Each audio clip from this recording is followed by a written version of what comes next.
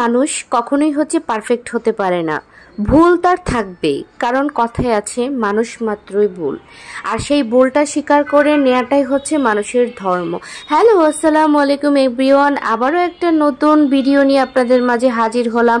আমি আরিশ মাম্মা নিউজ থেকে নার্গিস বলছি। আপনারা কেমন আছেন অবশ্যই কমেন্টে জানিয়ে যাবেন। যে কোনো কাজ আপনি যখন করবেন সেটাকে অবশ্যই ভালোবেসে করবেন, সেটা প্রফেশনালি হোক সংসার জীবনে হোক। বিকালে নাস্তা হিসেবে আমার বাচ্চাদের জন্য একটা ডিম দিয়ে পুডিং বানাচ্ছিলাম, খুব যত্ন করেই বানাচ্ছিলাম। ভিডিওতেও দেখিয়েছিলাম যে আমি ম্যাক্সিমাম খাবারই ঘরে যেরকমটাই আমি পারি ওরকমটাই বাচ্চাদের বানিয়ে খাওয়াই। পারতে খুব একটা বাইরের জিনিস খাওয়াই না। আমার তো এখন একজন না দুইজন, তাই আমি চেষ্টা করি যা বানানোর ঘরেই বানিয়ে খাওয়ানো। প্রথম থেকে দেখতে পেলেন যে আমি কি প্রসেসিং করেছি। আমি ক্যারামেল বানিয়েছি, আর পুডিং তো খুব নর্মাল, এটা মোটামুটি সবাই আমার চেয়ে আরো অনেক ভালো পারে।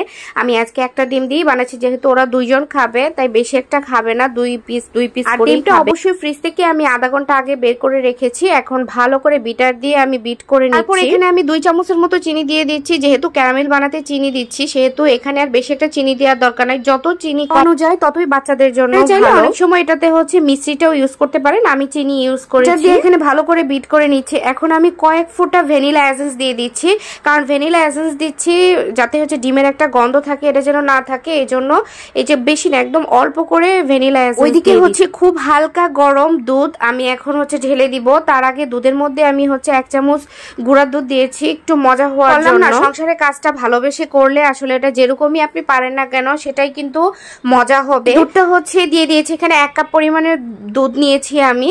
ভালো করে এখন একটু বিট করে নিব। আর এদিকে দেখেন আমার হেল্পিং হ্যান্ড। তো যাদের বাসায় বাচ্চা আছে, বাচ্চা এরকম ধরতে চাইবে করতে চাইবে, অবশ্যই একটু চেষ্টা করবেন দেওয়ার, কারণ ওরা এটা দেখেই শিখবে যে না মাকে হেল্প করতে হবে। এটাও একটা শিক্ষা, কিন্তু শুধু নোংরা হয়ে যাবে বা ধরা যাবে না বা আপনি মানে আপনার ভালো লাগছে না এগুলো করতে যাবেন না, আপনি বাচ্চাকেও করতে দিবেন। এই যে দেখেন ও অনেক ডিস্টার্ব করতেছে, এবং দেখবেন যে ও কিন্তু এটা করতে গিয়ে হাত থেকে ফেলেও দিয়েছে, তারপরেও আমি ওকে করতে দেই। এটা কিন্তু আমার ছোটটা, আর বড়টা মাশাআল্লাহ এখন কথা বুঝে তাই একটু দূরে থাকে। এই যে দেখেন আমাকে সে হেল্প করছে, হেল্পের নামে এই দেখেন ফেলে টেলে দিচ্ছি, ও নাড়া দেওয়ার চেষ্টা করতেছে কিন্তু কিছু করার নাই। তারপরে ও একটু যেন শিখে দেখে এবং ওর ভালো লাগা কাজ করে, এটাতে ওর আগ্রহ প্রকাশ হবে।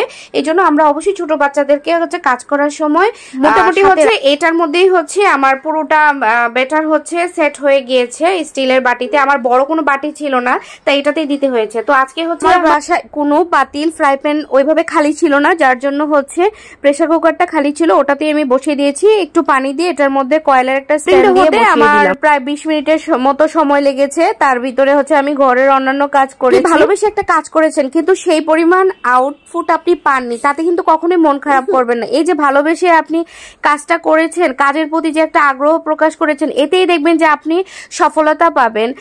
তো দেখেন আমার পুডিংটার অবস্থা খুব বাজে, কিন্তু খেতে কিন্তু দারুণ হয়েছে এবং বাচ্চারা কিন্তু খুব মজা করে খেয়েছে। ভিডিওটা এই পর্যন্ত, সবাই ভালো থাকবেন, সুস্থ থাকবেন, আল্লাহ হাফেজ।